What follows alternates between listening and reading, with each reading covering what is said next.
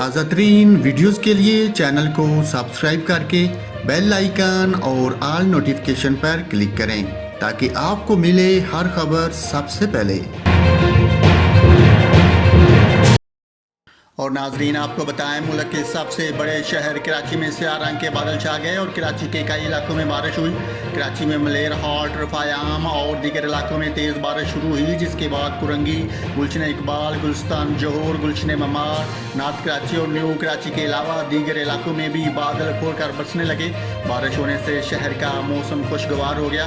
محکمہ موسم جات نے پہلے ہی پیش گوئی کی تھی کہ کراچی میں آج دوپہر سے تھنڈر سیلز بننے کا سلسلہ شروع ہوگا، جس سے شہر میں آج دوپہر یا شام میں ہلکی سی معتدل بارش ہو سکتی ہے۔